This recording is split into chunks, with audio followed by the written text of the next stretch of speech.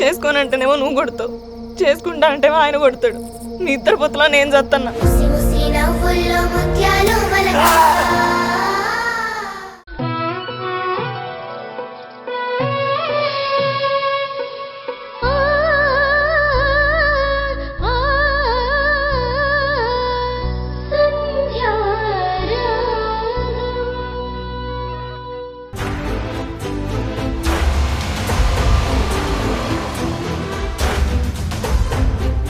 అమ్మ సంధ్య, 2 రోజుల వరకు నువ్వు ఇంటి పనులేమీ చెయ్యొద్దు. నేను శ్రీజ అంతా చూసుకుంటాం. ఇంట్లో కూరగాయలు అయిపోయాయి, కూరగాయలకి వెళ్ళొస్తాం. రమ్మా.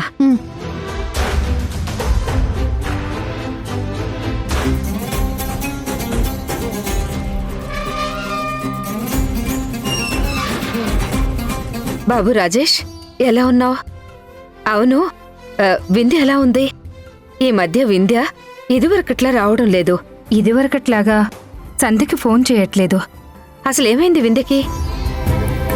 ఎన్నాళ్ళు సంధ్య సంధ్య అంటూ వచ్చేది, ఇప్పుడు రావడమే మానేసింది. అయ్యో, అలాంటిదేం లేదండి. ఇంట్లో చిన్న చిన్న పనులు, పాపను చూసుకోవడంతోనే సరిపోతుంది.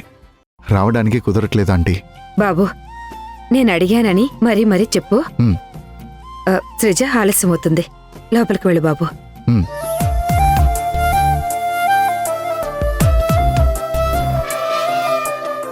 రమ్మా.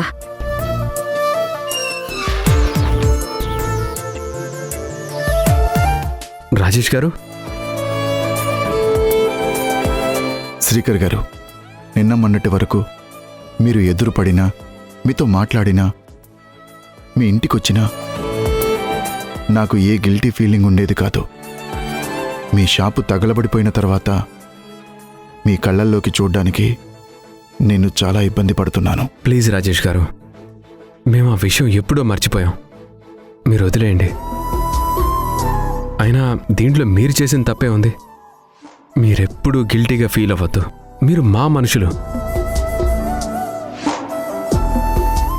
వింధ్య తప్పుగా అర్థం చేసుకున్నా, తనేం మాట్లాడినా మేమెప్పుడు మిమ్మల్ని క్వశ్చన్ చేయం. ఎప్పుడు మీ గురించి తప్పుగా అనుకోం. సంధ్య గారు, జరిగిన దాంట్లో నా తప్పు, మా అమ్మ తప్పు, మా నాన్న తప్పు లేకపోయినా వింధ్య మా కుటుంబ సభ్యురాలు. కాబట్టి ఇదంతా మేమే చేశామన్న గిల్టీ ఫీలింగ్లో మా అమ్మ నాన్న బాధపడుతున్నారు. ఇప్పుడున్న పరిస్థితుల్లో మేము ఎన్నిసార్లు చెప్పినా మీకు జరిగిన నష్టం మేము పూడ్చలేము. కానీ అమ్మ రాత్రంతా మీ గురించే ఆలోచించింది. తన మొహం చూస్తే నిద్రపోలేదని కూడా నాకు అర్థం అవుతుంది. అమ్మకి నేనన్నా, వింధ్య అన్నా ఎంత ఇష్టమో మీరన్నా కూడా అంతే ఇష్టం. ఈ మధ్య మీ కుటుంబానికి దగ్గరైన తర్వాత మీకు మాకు బంధుత్వం లేకపోయినా దగ్గరి బంధువుల్లాగే ఫీల్ అవుతుంది. కోడళ్లే కాదు, అత్తలం కూడా స్నేహితులం అవుతామని నవ్వుతూ ఎన్నోసార్లు చెప్తుండేది. కానీ ఇంతలోనే వింధ్య మిస్అండర్స్టాండింగ్ వల్ల జరగరానివన్నీ జరిగిపోయాయి. అమ్మ కళ్ళెదుటే వింధ్య మీ గురించి, నా గురించి అలా తప్పుగా నిందలేస్తూ సూటిపోటి మాటలంటూ ఉంటే అమ్మ ఎంత బాధపడుతుందో, ఎంతలా నలిగిపోతుందో నేను అర్థం చేసుకోగలను. కళ్ళెదుటే కొడుకు కోడలు గొడవ పడుతుంటే పైకి ఏమీ మాట్లాడలేక లోపల ఎంతో కుమిలిపోతోంది.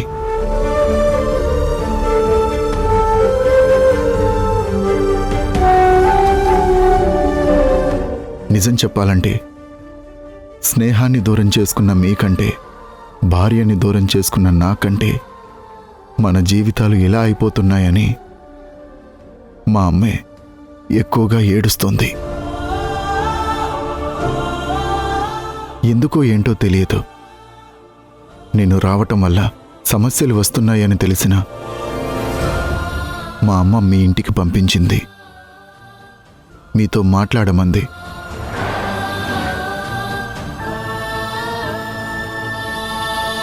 తన గౌరవం తగ్గించకుండా తన మాట నిలబెట్టమని ఒక తల్లిగా ఒక అత్తగా సంధ్యని కోరానని చెప్పమని మీతో ఒక మాట చెప్పి రమ్మని చెప్పింది. నాతో ఒక మాట చెప్పమన్నారా? దేని గురించి? అత్తయ్య గారు అంత ఎమోషనల్ అయ్యి మిమ్మల్ని నా దగ్గరికి పంపించడం ఏంటి? ఏమైంది? చెప్పండి రాజేష్ గారు. మీరు కంగారు పడాల్సిందేమీ లేదు. కానీ మా అమ్మ మీ దగ్గర ఒక మాట తీసుకొని మరీ మాట్లాడమని చెప్పింది.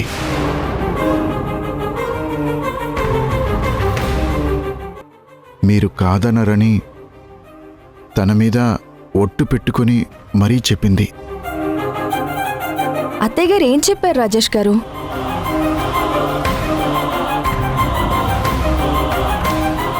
ఇది బ్లాంక్ చెక్. మా అమ్మ మీకు ఇవ్వమని చెప్పింది.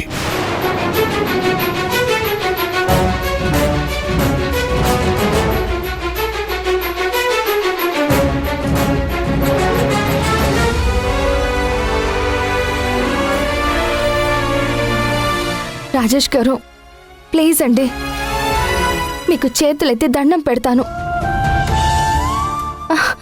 నా గురించి మీకు అంతా తెలుసు కూడా బ్లాంక్ చెక్ ఏంటండి ఇది? మా అమ్మకు మీరిచ్చే విలువ ఇదేనా? మా అమ్మ ఒట్టు పెట్టుకున్న తర్వాత కూడా మీరు కాదు అంటే విందే కాదు, నా మాట సంధ్య కూడా లెక్క చేయలేదు. నేను ఇంతగా చెప్పి పంపిస్తే కాదు అన్నదని మా అమ్మ ఇంకా బాధపడుతుంది. ప్లీజ్ సంధ్య గారు, మా అమ్మని నేను సంతోషంగా చూడాలంటే ఇది మీరు తీసుకోండి. ఇప్పుడు తను ఆత్మ సంతృప్తితో హ్యాపీగా నిద్రపోతుంది. ఇది మా అమ్మ ఒక్కదాని నిర్ణయం కాదు, మా కుటుంబ నిర్ణయం. వింధ్య చేసిన తప్పుకి రుణశేషం లేకుండా చేసుకునేందుకు ఒక అవకాశం వచ్చింది. దయచేసి మీరు కాదనద్దు. మా కుటుంబం మొత్తం తరపున చెప్తున్నాను. ప్లీజ్ తీసుకోండి, ప్లీజ్. అయ్యో రాజేష్ గారు, ఇలాంటివి నా మనసు ఎప్పుడు ఎట్టి పరిస్థితుల్లోనూ స్వీకరించదండి.